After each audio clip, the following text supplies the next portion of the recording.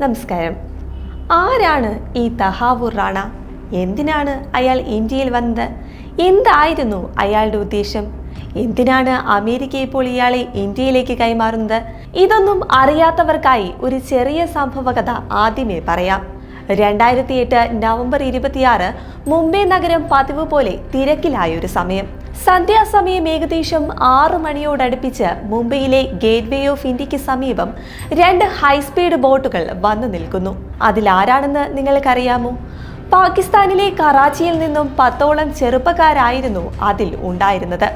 പാകിസ്ഥാനിലെ പല പ്രദേശങ്ങളിൽ നിന്നുള്ള യുവാക്കളാണ് കറാച്ചിയിൽ ഒത്തുചേർന്നത്. അവർ അവിടെ നിന്നും ഒരു കപ്പലിൽ ഗുജറാത്തിലെത്തുന്നു. തുടർന്ന് കണ്ട ഡങ്കി ബോട്ടിൽ മത്സ്യബന്ധനം നടത്തിക്കൊണ്ടിരുന്ന 5 മത്സ്യത്തൊഴിലാളികളെ വെടിവെച്ച് കൊന്ന് അവർ മുംബൈയിലേക്ക് ആ ബോട്ടിൽ പോകുന്നു. അവിടെ ആ സമയത്ത് മത്സ്യബന്ധനത്തിൽ ഏർപ്പെട്ടിരുന്ന മറ്റ് മത്സ്യത്തൊഴിലാളികൾക്കാർക്കും തന്നെ യാതൊരു സംശയവും അപ്പോൾ തോന്നിയിരുന്നില്ല.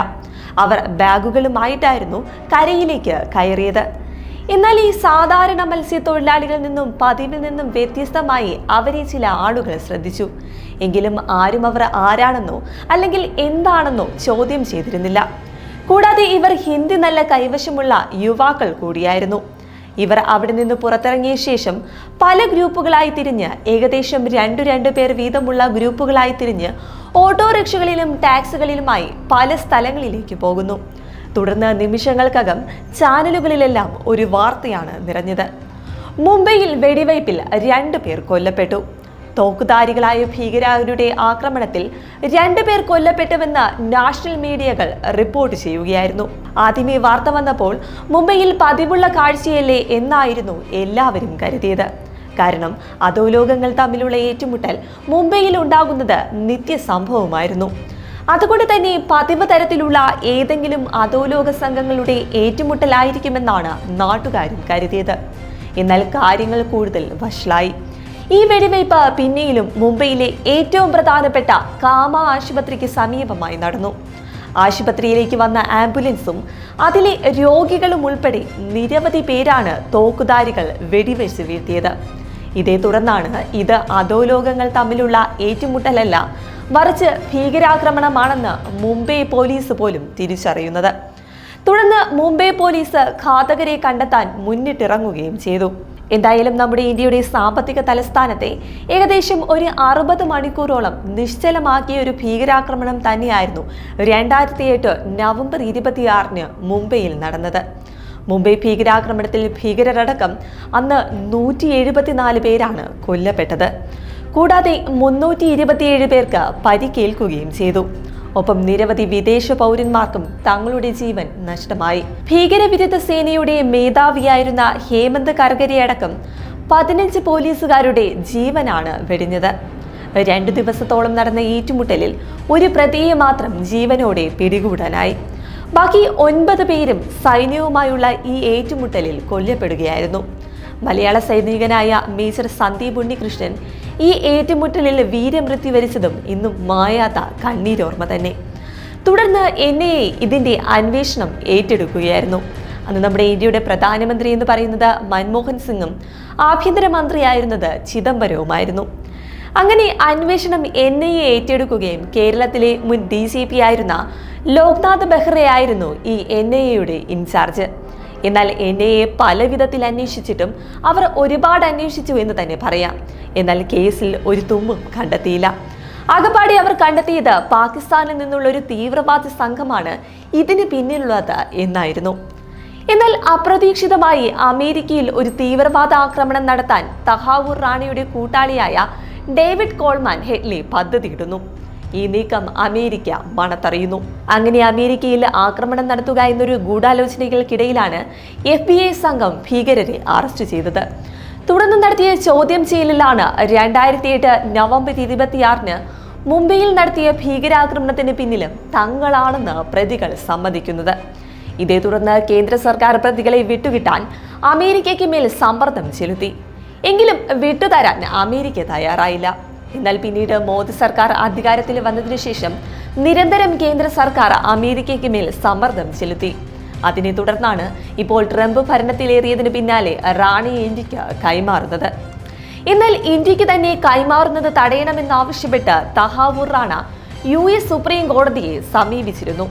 പാക് വംശജനും മുസ്ലിം വിശ്വാസിയുമായതിനാൽ ഇന്ത്യയിൽ പീഡിപ്പിക്കപ്പെടാൻ സാധ്യതയുണ്ടെന്നായിരുന്നു ഈ 64-കാരനായ റാണയുടെ വാദം.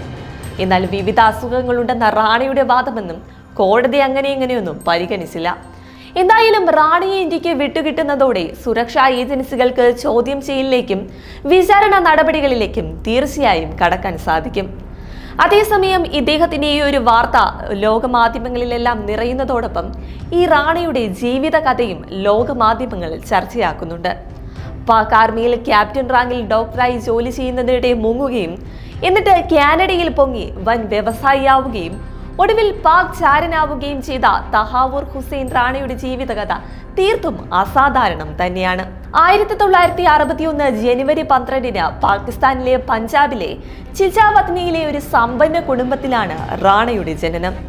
ബന്ധുക്കളെല്ലാവരും ഉന്നത വിദ്യാഭ്യാസം നേടിയവരും സമൂഹത്തിൽ നിലയും വിലയുമുള്ളവർ തന്നെയായിരുന്നു. റാണയുടെ പിതാവ് ലാഹോറിനടുത്തുള്ള ഒരു ഹൈസ്കൂളിലെ പ്രിൻസിപ്പളായിരുന്നു. റാണയുടെ സഹോദരന്മാരിൽ ഒരാൾ പാകിസ്ഥാൻ സൈനിക ആശുപത്രിയിലെ മനോരോഗ വിദഗ്ധനും എഴുത്തുകാരനുമാണ്. മറ്റൊരാൾ കനേഡിയൻ രാഷ്ട്രീയ പത്രമായ ദി ഹിൽ ടൈംസിലെ പത്രപ്രവർത്തകനും. അതേസമയം സ്കൂൾ കാലഘട്ടം തൊട്ട് തന്നെ ഡേവിഡ് കോൾമാൻ ഹെഡ്ലി റാണയുടെ അടുത്ത സുഹൃത്തായിരുന്നു. ദാവൂദ് സെയ്ദ് ഗിലാനി എന്നാണ് ഹെഡ്ലിയുടെ യഥാർത്ഥ പേര്.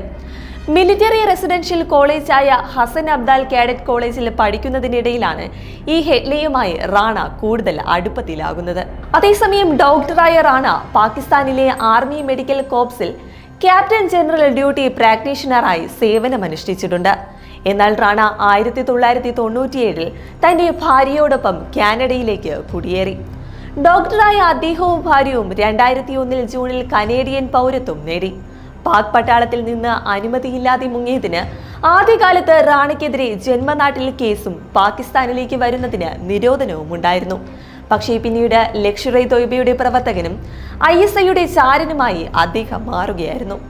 കാനഡയിൽ നിന്ന് പതുക്കെ റാണ അങ്ങനെ അമേരിക്കയിലേക്ക് കടന്നു. തുടർന്ന് ഷിക്കാഗോയിൽ സ്ഥിരതാമസമാക്കിയ ശേഷം റാണ വിവിധ ബിസിനസ് സംരംഭങ്ങളിലാണ് ഏർപ്പെട്ടത്. ഷിക്കാഗോ, ന്യൂയോർക്ക്, ടൊറന്റോ എന്നിവിടങ്ങളിൽ ഓഫീസുകളുള്ള ഒരു ഇമിഗ്രേഷൻ സേവന ഏജൻസിയായ ഫസ്റ്റ് വേൾഡ് ഇമിഗ്രേഷൻ സർവീസസ് ഉൾപ്പെടെ നിരവധി ബിസിനസ്സുകൾ അദ്ദേഹം സ്ഥാപിച്ചു. മുംബൈയിൽ വരെ ഇതിന് ബ്രാഞ്ചുകൾ ഉണ്ടായെന്നാണ് വിവരം. കോടീശ്വരനായ ഒരു വ്യവസായി എന്ന നിലയിലേക്ക് റാണ അതിവേഗം തന്നെയാണ് ഉയർന്നത്.